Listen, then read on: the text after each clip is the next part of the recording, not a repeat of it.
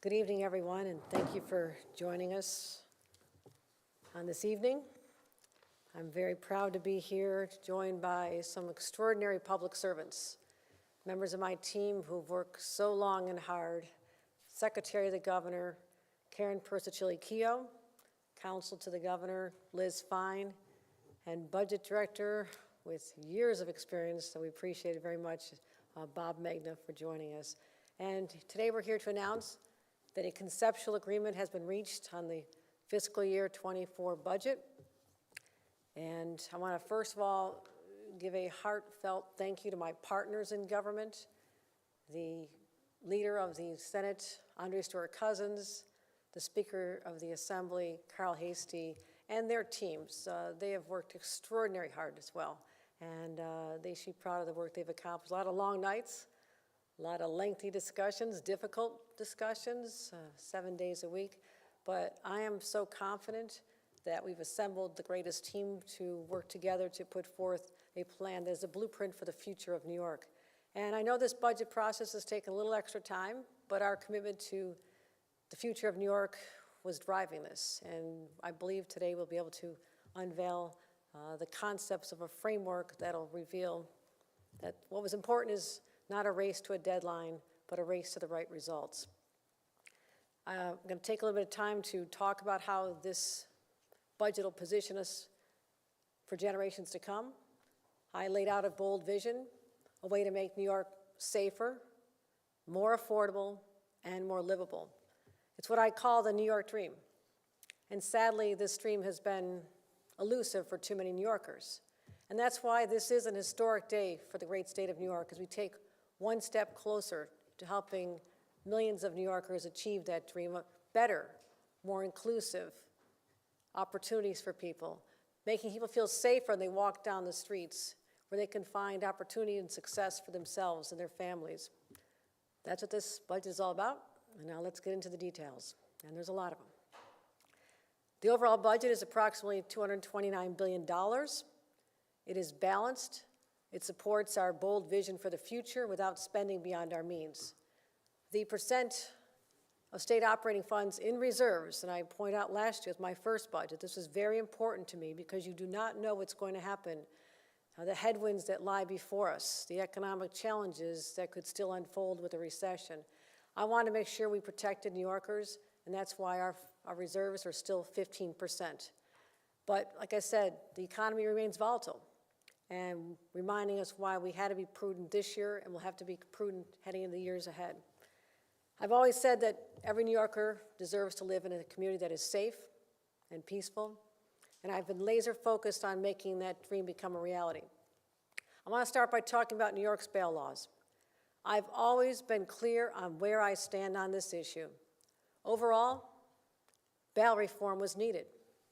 I support the core of its true premise, that no one, regardless of money, should be incarcerated because they don't have enough. Accused of the same offense as another individual, one goes free, one goes to Rikers or another jail, simply because they don't have enough money before they've been determined to be guilty. But I do believe that judges should have more authority to set bail and detain dangerous defendants. Data shows that recent decreases in recidivism for the low-level offenses, that's positive, but increases in recidivism for defendants charged with serious crimes. That's why it was very clear that changes need to be made. I'm here to announce that we've made improvements to our bail laws.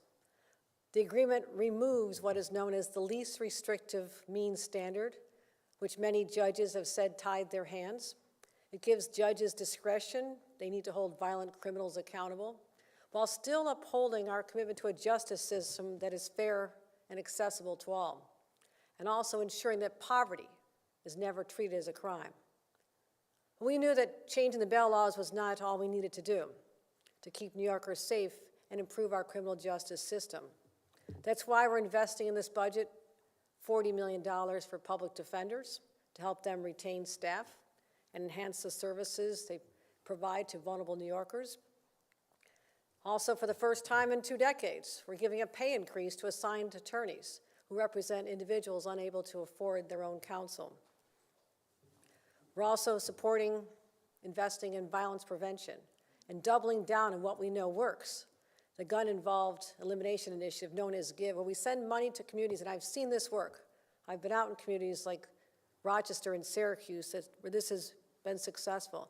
I'm proud to announce the largest investment in this successful program. When I first became governor, the investment was $6 million. This year it'll be $36 million.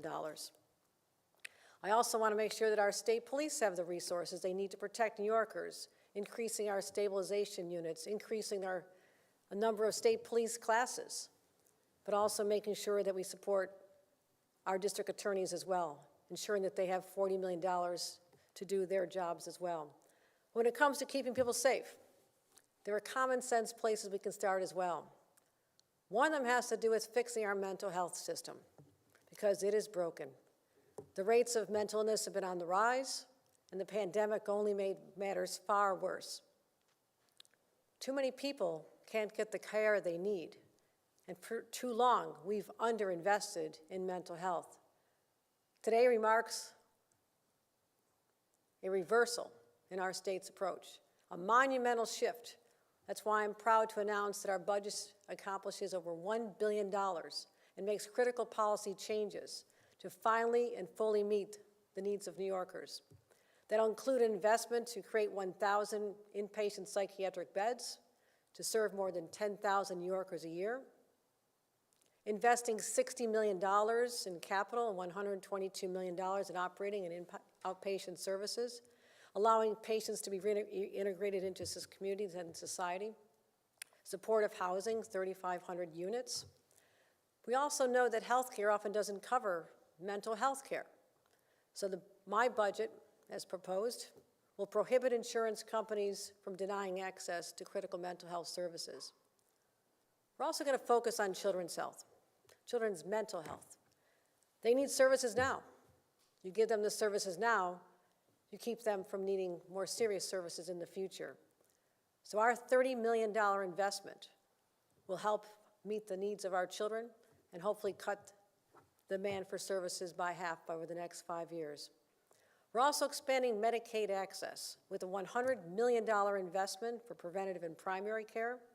We're making the largest Medicaid rate increase in 2 decades, investing in hospitals, nursing homes, assisted living centers, all to stabilize our state's healthcare system.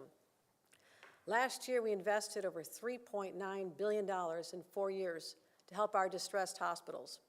This year, we're making an additional $500 million investment to ensure they have the resources they need to provide this care. But you can't talk about health care without talking about reproductive health care. And as we saw this past month, extremist mega judges and legislators won't stop just at overturning Roe v. Wade. They want to implement a national abortion ban and dismantle reproductive health as we know it. But we remind everyone this is New York, the birthplace of the women's rights movement. And as long as I'm governor, this will continue to be a place that is a sanctuary to protect women's rights, and abortion will remain safe, accessible, and legal. We're bolstering that commitment with $100 million in new funding to protect reproductive health care and solidify our historic standing as New York's first safe harbor state. I'm proposing 2 pieces of legislation within the budget. We'll be passing them shortly. Increasing access to abortion care for students at public universities and protecting access to over-the-counter contraception at state pharmacies. The legislation recognized the urgency of these bills and passed them already. I look forward to signing them in the coming days. Now let's turn to another matter. The key to our kids' future is a high-quality education. Last year, we worked with legislators and invested over $31 billion in school aid, more than ever before. This year, we're breaking records again because we have to. Our kids and our teachers still need our help. Kids are still struggling after the pandemic. Our teachers have been through so much. So to get schools back on track, we're providing $34.5 billion, the largest investment for schools in state history. This includes $2.6 billion in foundation aid for a record of $24 billion to delivering on my promise to fully fund that formula for the first time ever. Now, just to put it in context, foundation wage was first implemented over 16 years ago. It took this long to help those high-need schools get what they needed. And finally, we're doing that with this budget today. But also for kids to be successful in school. They can't sit there with their stomachs growling. They're hungry. They need nutritious food to focus and thrive. The budget provides $134 million to serve low-income populations so kids can eat breakfast and lunch at school at no charge at all, regardless of their family income. We're also increasing the number of charter schools, the zombie schools, to give schools more choice. We want to make sure that children are poised for success when they graduate from high school and giving parents the options they've been asking for. We're also investing $20 million in early education high school, P-TECH programs, helping kids earn college credits while they're still in high school. I've seen this work. It's an incredible program in prioritizing high-needed districts. But also I want to make sure, and I've said this before, I want to restore the preeminence of our public higher education system. It's been disinvested in for decades. I want this to be a shining star for all New Yorkers, something we all can be proud of. And that's why we're making, once again, significant investments in SUNY's transformation and CUNY's strategic needs. $2.4 billion for new capital projects, $381 million in capital support, as well as we're establishing a state matching fund for endowment contributions to provide long-term funding for the university centers. But also, you think about our kids, we need affordable, accessible childcare. As the first mother to lead this state, this is something that's personal to me. I know what happens when you don't have affordable, accessible childcare. And so, on behalf of all the parents, this one's for you. We want to make sure that you have what's available to you, because right now, less than 10% of parents eligible for child care assistance are actually using those resources. Think about that. The money's been there, the resources have been there, but only 10% of eligible parents are taking advantage of this. But it's all changing with this budget. We're expanding eligibility. We're raising the income limit so we can have 113,000 more families with their children eligible for this assistance. On top of that, we're lowering the amount of money that parents would have to pay for child care and making sure that we're expanding, once again, for the first time ever, expanding the child care tax credit to include children under 4 years old. Up until now, that tax credit has only been available for children 5 and up. When you think about young parents, the cost of diapers and formula, it's more expensive for those little ones. So this is going to help our families in dealing with the affordability crisis that we said we'd address. So we're going to make sure that they have more options and help deal with this by helping parents any way we can. And also, let's talk about another way we can deal with the affordability issue. I tackled this. I said I'll find any way we can to help reduce the cost of living in our state. The average cost of monthly goods and energy for low-income households has increased by more than 13% in the last 2 years. That's a huge increase for people. It's clear that high inflation is pushing the most vulnerable New Yorkers to the breaking point. So starting in 2024, we're changing that. We're raising the minimum wage to $16 in New York City, Long Island, and Westchester, $15 elsewhere in the state, with 50-cent increases in both 25 and 26. But starting in 2027, the minimum wage will increase annually according to the Consumer Price Index. In other words, if costs go up, so will your wages. There are nearly 900,000 minimum wage earners in New York State, more likely women, more likely people of color, and many are single moms.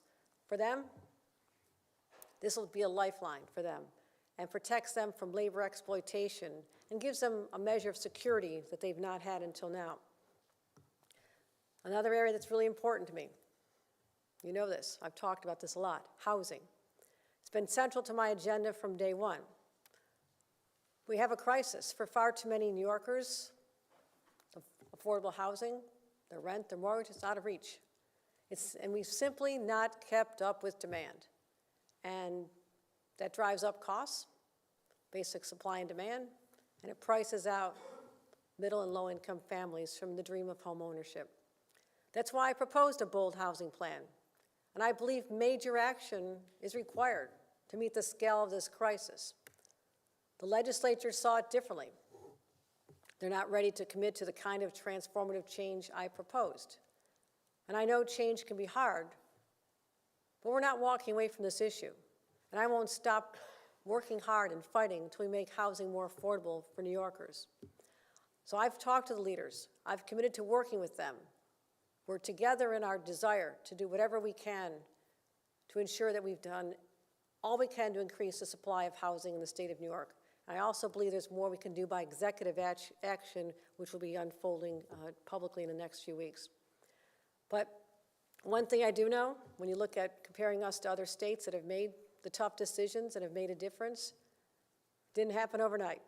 It didn't happen in 3 months. In many cases, it took decades. But I'm impatient. We started the discussion. We started the conversation.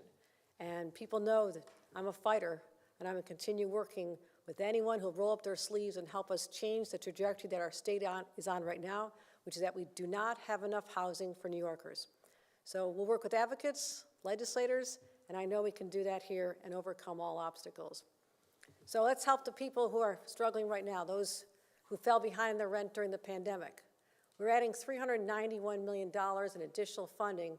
We're expanding the Emergency Rental Assistance Program to make rent relief available for people living in public and subsidized housing. They were left out of the earlier programs based on earlier formulas. We're also focused on helping low-income families, homeowners, stay in their homes with $50 million to help them with the cost of home repairs. We're proud of creating a nation-leading program as well to get lead out of kids' homes. And this has been a real driver of disparate outcomes in children's mental health, their academic ability, and that's why it's so important that we reduce lead poisoning in our homes across the state. It's time to do something about it. It's way overdue. So the state's going to ensure that all rental units before 1980 are inspected for lead every 3 years.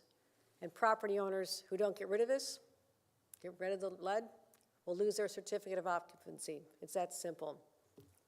Let's talk about something else. The MTA, the lifeblood of New York City. It's rebounding from COVID. Just last week, the MTA set a record for ridership post-COVID of 4 million riders. That's good news. We've been plateaued for a while, but now we're moving ahead.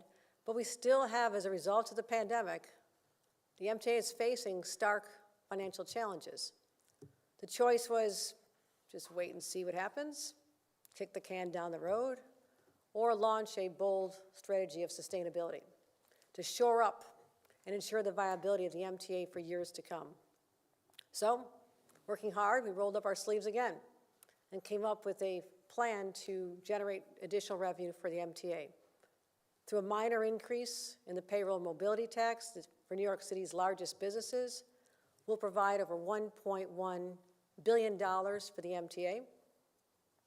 New York City will increase its contribution to paratransit services, support the MTA with an additional $165 million a year, and the MTA will also implement a $400 million plan to make their operations more efficient and save money. And with this budget, commuters in the New York City region will know that this program will not be jeopardized. We're not cutting services. We're not curtailing our investments in this critical piece of infrastructure. So I'm also pleased to announce, as we encourage more people to take buses, take public transportation, that we're launching a 2-year pilot program in New York City to offer free bus service on 5 different lines, 1 in each of the boroughs. And the MTA will decide where the lucky areas are. Let's talk about something else. Rising energy costs. Many families, again, we talk about affordability. Low-income families are facing energy increases of 20 to 30%, higher than just 1 year ago. There's no way they could have budgeted for that. With this budget, we're insulating vulnerable households from exorbitant energy bills and building a more sustainable future. We're investing $400 million to deliver immediate utility relief for hundreds of thousands of vulnerable New Yorkers and provide low-income households with resources to upgrade their appliances, insulation, and heating systems. And that'll go hand in hand with our efforts, with our nation-leading effort to address climate change. Everyone knows. We've seen the effects of climate change, the storms, the hurricanes coming to New York, record snow amounts. We're seeing the effects every single day, not just here, but across the nation. Our budget prioritizes nation-leading climate action that meets this moment with ambition and the commitment it demands. So we're dedicating $500 million to build the clean water infrastructure that our communities need, bringing our total investment to $5 billion over the last few years. We're also directing $400 million from the Environmental Protection Fund to preserve open space and advance conservation across New York. And we're going to be the first state in the nation to advance zero-emission new homes and buildings, beginning in 2025 for small buildings, 2028 for large buildings. And we have more to do. And we're going to be working with the legislature if we finalize the budget, as well as getting through the end of the session. But here's a quick preview of what we're doing. A lot of funding is going to localities and generate capital projects in the pipeline. But here we go. I said I would do the hard things in my State of the State. I do not back down from a fight. Not now, not ever. We've accomplished a great deal. We've had a lot of intense conversations. But I believe that New Yorkers will be proud of this budget. It serves so many different needs and helps so many different people, and that's why I'm proud of it. And I also know that I said I would make our state safer, more affordable, more livable for New Yorkers of today and tomorrow. Now that we're reaching the end of this process, I'm confident that's exactly what this budget delivers. Years from now, people will look back at our time, just still coming out of the pandemic. What did we accomplish? Did we accomplish what this moment called for? Did we make a difference in the lives of others? We're going to be able to answer that question, yes. We invested where we need to invest and let people know they matter. That regardless of where they live in the state of New York, we understand their concerns. They're worried about their safety of their families. They're worried about paying their bills, paying for childcare, good education. So now we're building a path of shared prosperity for all New Yorkers, and I'm very proud of this budget. Thank you very much. All right, any questions on the budget? Yeah, Zach, go ahead. Governor, can you tell us what happened with discovery reform? We were told late today that it dropped out. Yes. This is something that the district attorneys had brought to our attention, asking for some changes. Went through the process of back and forth with the houses. We talked about it at the tables. We thought we had a plan that met the needs, and the district attorneys decided that that was not the path they wanted to go on, despite saying so initially. So since this was not going to do what they'd asked for in their minds, we decided to pull it, and if they want to work on it during the session, that's certainly an option that's available. John? Governor, two questions. First, can you explain, in your mind, what a conceptual agreement is? I mean, I'll just leave it there. Yes, it's what I'm talking about tonight.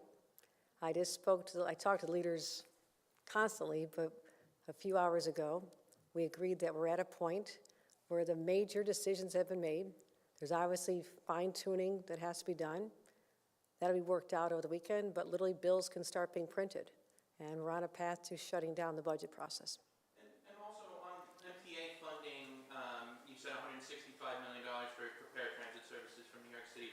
That's less than the $500 million you were seeking initially.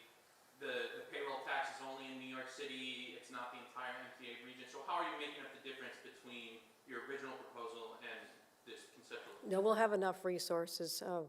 The numbers work out, and I'll have our budget director explain that, but this is all part of negotiation. We put out a plan saying we can either do something about the MTA or just ignore it. A lot of people in the past have just ignored it. They've not made the investments that need to be made to have a long-term sustainable plan. We could have just done this year to year, but I said, this is too important. This asset is so critical to bringing back New York City and the region. So we put forth a plan that we believe will generate the sufficient revenues to make it operational for the next few years. But Bob, anything to add to that? Oh, Bob's on there. Okay, Bob. Governor? No, I think you answered it, Governor. We adjusted the tax rate pieces so that they would cover a big chunk of what we changed. So I think, within the same box that the governor described, which was a combination of tax piece with the PMT, a city contribution, a modified fare increase, and other actions that the MTA was taking within the entire envelope that the governor proposed. You know, we fit this plan together. So it's not dramatically different than what the governor initially proposed. Is there an additional state contribution as part of this? Not different than what was proposed in the budget, which was a one-time, relatively small state contribution. I think we engineered it around the other elements where we changed them a little bit, but no, there's no other additional state contribution. Governor, why do you think removing the least restrictive conditions, standard for bail-eligible offenses, I assume, will make New Yorkers safer? And what is the metric of success to judge it in the next months or years? The metric to success will be, can we drive down recidivism the same way we have with lower level offenses? That's a gap that's been borne out by data. We want to make sure we can deal with that. But also, many judges would say to us, right now we have two different standards in the law. One tells us to look at certain factors. Another section tells us to look at factors, but you can only consider the least restrictive means to ensure the defendant returns to court. And judges have leaned on that, and there's some horrific cases splashed on the front pages of newspapers where they talk about individuals where a judge and the defense lawyer said, following the least restrictive means, you have to let this person out. And some of those cases literally shocked the conscience. You cannot believe that someone was let out, and they said, my hands are tied, I have to follow the least restrictive means. So it was important to remove that, to give the judges the clarity. Don't fall back on that, but look at other factors in determining whether or not this person should be remanded or whether or not they should be let out on recognizance or with bail. Okay, Grace. Governor, you proposed both a cap and invest program and allowing the public authority to build renewable energy projects. I'm hoping you could speak to where both of those proposals landed and why. Right. What we're doing is setting up a mechanism to be able to allow for rebates that will be generated with a cap and invest program. And we think that is an important first step because we couldn't do it under existing law. And so we'll be working out the details on cap and invest, which will literally generate billions of dollars to help New Yorkers offset the costs of transitioning to a new form of energy, which when it happens, ultimately the cost of energy will be less, but there are obviously initial startup costs. So we want to make sure we had a very healthy fund to make that easier. We're focusing on aggressive climate protections, but we have to make sure that they're affordable for New Yorkers or it won't work. And so that's what we came to agree on. Anything else I missed on that, Liz or Karen?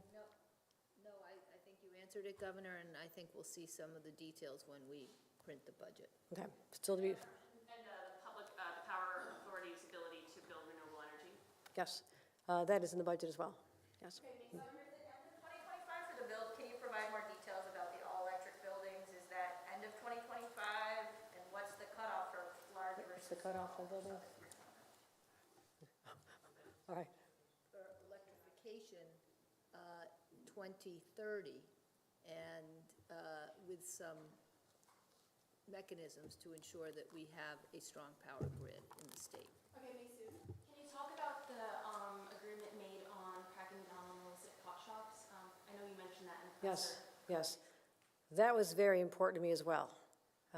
All across the state, splashed on the front pages of even the Buffalo News and elsewhere around the state. I see people are so frustrated because we are working so hard to stand up a legal business, and there are obviously startup challenges. It's grand in its scale, but it's going to take some time, and it has been. So we literally have 5 businesses that are legal in the state of New York. Any other place that's selling cannabis is illegal because they're not authorized by the state of New York.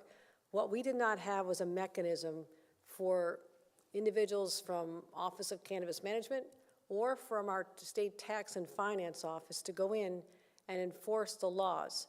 They weren't even able to allow to do searches because we only had civil penalties and not criminal penalties. So now we're going to have a situation where we're going after not people on the street, not, we're not changing the laws in that respect, but allowing for there to be prosecution of individuals who are thwarting New York State tax laws. It's called tax fraud. If they're not collecting taxes or paying the taxes, then that is a misdemeanor, and that offense allows the authorities to go in and to do the searches they need. And also, there's another part, Liz, you're very familiar with this. Want to answer that? So the key is that the Department of Taxation and Finance has to have the power and the tools to go in and search and seize illegal product from illegal dispensaries. And that is one part of the law. And the law will provide them with those key tools. The second part will allow OCM to have tools to also go in and close down illegal dispensaries, and we're working on the details of that. It will be finally, hopefully, a change in how we deal with the illegal dispensaries, and the state will be able to show that illegal dispensaries cannot continue to thrive in New York. Are there any worries that that'll conflict with the whole idea behind the licensing process on giving priority to those who had past convictions? No, that program stays in place. There are only 5 open thus far. There are quite a few people that are still waiting for it, and you think about from their perspective, these entrepreneurs who obviously have to show a track record of having understand a business, who've run a business, many of them, and we've been working to help stand them up. But if they're looking at the landscape and seeing that there are literally thousands of illegal dealers that are making a lot of money, how are they possibly going to thrive in that environment? So we need to get very aggressive in our crackdown of the illegal facilities and storefronts that we see popping up, proliferating all over the city of New York, but all over the state. So we're focused on helping those individuals that were promised to start a business and be successful, as well as generate substantial funds for a social equity fund that'll go into the communities that have been hardest hit by prosecution of the marijuana laws in the past. So we want all that to still work. It's still on track, but this dynamic of all these illegals popping up has made it more complicated. That's why I wanted to take this budget as an opportunity for us to put more teeth out there to help OCM, Office of Cannabis Management, and Tax and Finance to have the tools they have not had thus far to go in and do the job. Okay, Jimmy? Governor, it's been an eventful 4 months for you. This budget is almost 30 days later. It's probably going to be about 30 days late for adoption, which is later than usual. The Hector LaSalle rejection, and then the renomination, and then the housing plan that didn't quite make it through in budget talks. So I hear from people who say that you're sort of on a downward. You're in a little bit of a trough. So I'm wondering, how do you feel you're doing coming out of this budget process, coming out of these few months, and how do you feel set up for the end of session and the years and decades to come? No, this is a transformative budget, and I will never shy away from a fight. You're not always going to win. You're not always going to win. And I'm not going to quote Wayne Gretzky again, because I'm only a hockey fan. I love all the sports. But this state requires a leader who's not afraid to get knocked down once in a while, because I always get back up. And I get back up even more committed to take on the challenges. Housing is an enormous challenge. People have written about the fact that no one has touched this topic for 30, 40 years. My parents, when they were 29 and 30 years old, were activists trying to open up more housing to people of color in our hometown. My dad was barely a kid, and they took on this challenge in 1965. It is disgraceful that in 2023, we still can't open up our communities to multi-family housing to help our young people and people just starting out and our seniors to have a place to live. But also you look at the space that's around our transit hubs. They could be magnificent. There's great examples. So, Jimmy, it's not going to be easy. But I didn't come here to do easy. So there will be knockdowns. I'm just getting started. I've just begun my term as governor, and I feel very confident that when people see what went into this budget, the issues that we took on, fighting for climate change, fighting for public safety, fighting to make sure that our families can live a more affordable life. I'll do this every year that I'm blessed to be governor. And I don't care critics say at the time or what's going on. I'm proud of the court that's been put in place. We have outstanding jurists that represent the state of New York. People should be proud of that.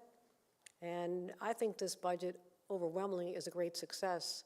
And if housing is the one area where we need to do more, I've already said that. That is not new to me. And anybody who wants to work with me to get this done, line up. Governor, on housing, are there any elements that could carry over from your initial budget proposal into the post-budget session or maybe even into the next couple of years or so? Oh, absolutely, absolutely, Nick, and that's exactly what I spoke to the leaders about.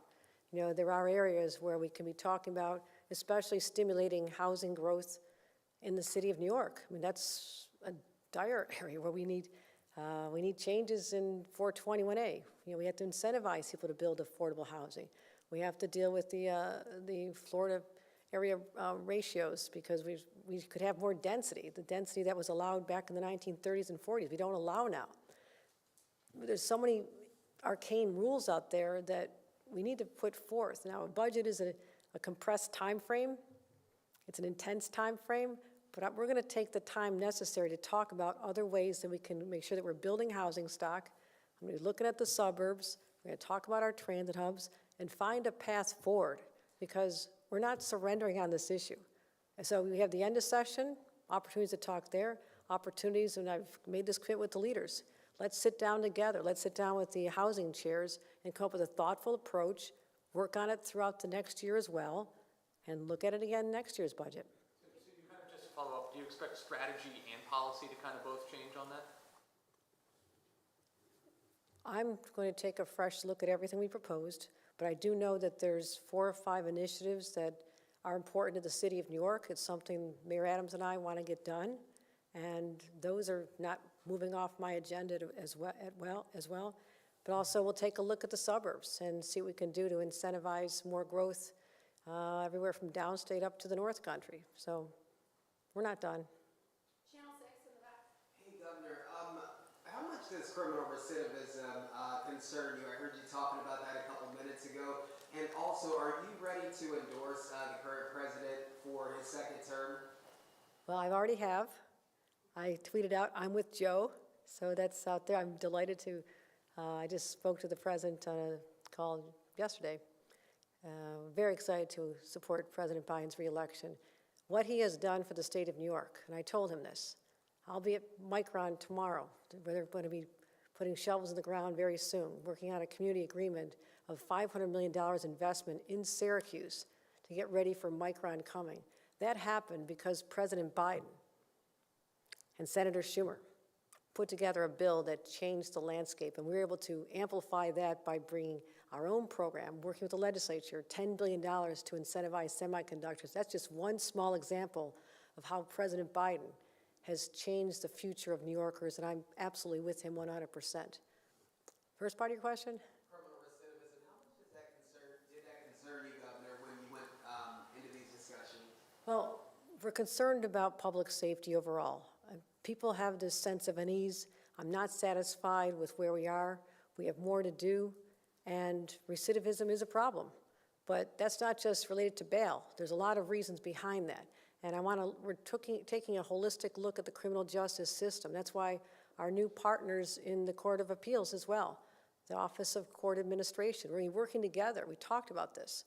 Working together to find out why it takes so long for someone to be able to even have their day in court. When people are languishing, sometimes they're held in jail, sometimes they're out in the street. The longer that goes, there's more chance and opportunity for people to recommit crimes. Part of that is the failure of a system that does not allow people to have their day in court for far too long. So I'm concerned about that, but there's many factors that are surrounding it. But that's another one of the issues I'm willing to take on. Governor, in the bail proposal, does it still include the return to court standard that your original proposal did not have? Liz has the exact language of that. It does have the return to court standard, but instead of least restrictive, the standard is that the court must consider the kind and degree of control or restriction necessary to ensure the defendant's return to court. And Governor, I just wanted to follow up on what Jimmy was asking. Your statement sounded like it was a promise of sorts that we can expect more late budgets if it means that you are, fighting for these various priorities? Should New Yorkers expect more late budgets from your time as governor? I don't think I just stood here and promised more late budgets. Are you saying that that New Yorkers should not expect a later budget next year? Last year's budget was late, this year's budget's even later. If it means that you are able to include priorities such as bail and safety issues, are you saying that you are open to having more late budgets? I will talk about the budget we have in front of us right now. Next year is an eternity away, and I'm going to continue focusing on important policy initiatives that better the lives of New Yorkers, and we'll always strive to meet our deadlines, and I'll leave it at that. Governor, where did the proposal land on universal school meals? I know you said you were talking about that earlier this week. Yes, we're adding more money to the program to expand more opportunities for people in lower income schools, and in those schools, we're going to ensure that the meals are available to everyone, so there's no stigma associated with it, which has been a problem. So we're expanding. How much are we investing in that, Bob? I don't know if you have that number up. It's roughly 130 million. Okay, so we're investing money to expand the free meals to children, especially in those underserved communities. Okay, time for a couple more, Bill. Governor, you're announcing a three-person deal by yourself right now. How is your relationship with the legislative leaders after this session we've had in the past 4 months? Stronger than you could possibly believe. We literally just spoke a couple hours ago. There's a lot of respect. This is tradition. We've done it this way before. This is our virtual handshake. But I have tremendous respect for them. I really, really do. We had a lot of very healthy debate on priorities.